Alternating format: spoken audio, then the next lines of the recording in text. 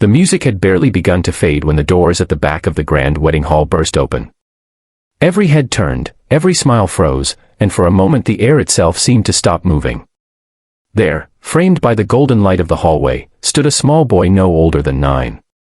His little white shirt was wrinkled, his vest half-buttoned, his hair slightly messy as if he'd run all the way here. But what silenced the room wasn't his intrusion, it was the fragile newborn baby cradled in his left arm, wrapped in a thin light blanket. The boy's other hand was trembling, yet firm, as he pointed toward the groom standing at the altar. "You're the reason my baby sister doesn't have a home," he shouted, voice cracking with both fear and fury. Gasps rippled through the crowd. The bride's smile faded, her hands instinctively clutching her veil. And the groom, he simply froze, as if the walls around him were closing in.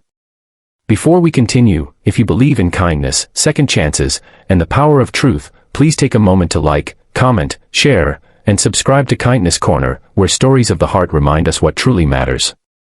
The guest stood motionless, torn between disbelief and pity.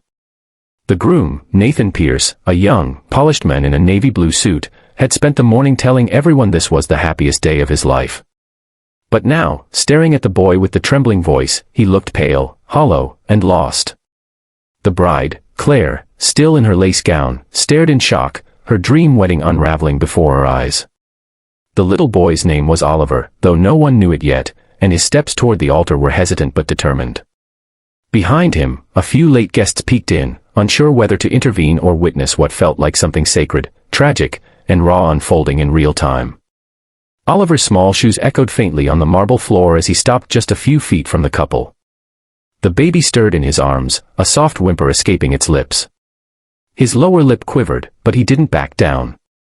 The truth he carried had been weighing on him for days, truth his mother had whispered through tears, truth he couldn't unhear.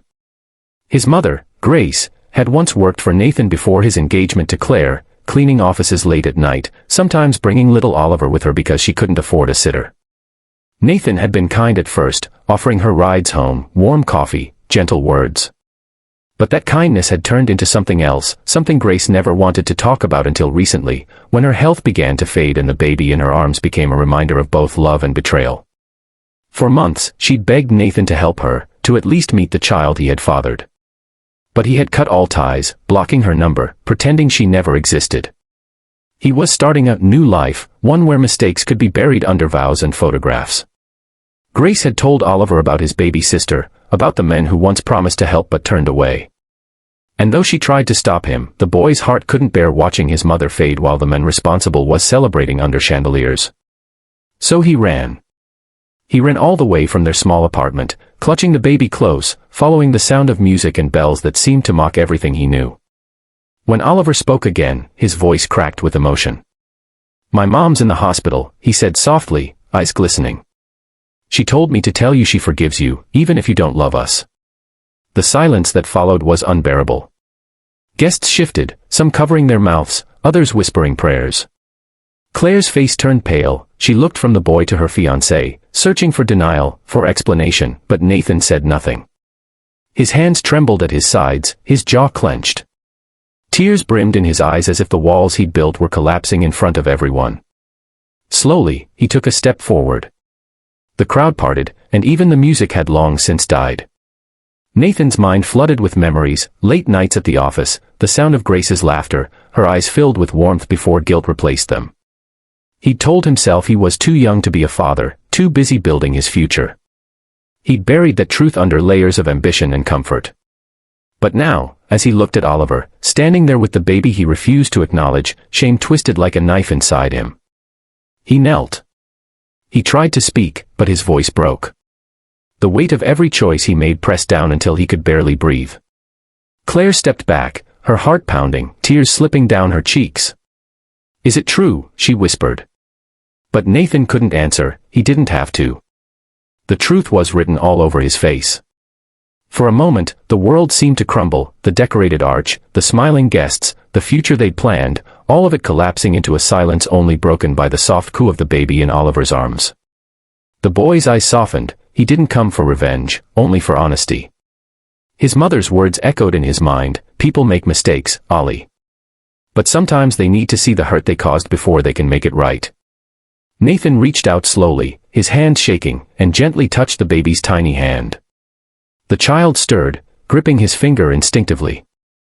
The crowd watched in breathless quiet as a single tear slid down Nathan's cheek. "I'm sorry," he whispered, voice trembling. "I'm so sorry." Oliver stood silently, eyes wet but steady. For the first time, the anger in his little chest began to ease. He didn't know if this man could ever make things right, but seeing his regret meant the truth had finally broken through. Nathan turned toward Claire, his heart heavy with shame. He expected her to leave, to run, to never look back. But instead, she looked at Oliver, then at the baby, and took a deep, trembling breath. "Bring your mother home," she said quietly. "We'll help her." Her words weren't loud, but they rippled through every heart in the room like a prayer. The audience stood still, moved not by scandal, but by forgiveness. Nathan nodded, tears streaming freely now, as the guests lowered their heads in silent awe. The boy didn't smile, but there was peace in his eyes, the kind that comes when truth finally finds light. If this story touched your heart, please take a moment to like, share, and subscribe to Kindness Corner, where true compassion and courage still matter. Before the end, please comment below, would you forgive someone who hurt you if they truly regretted it?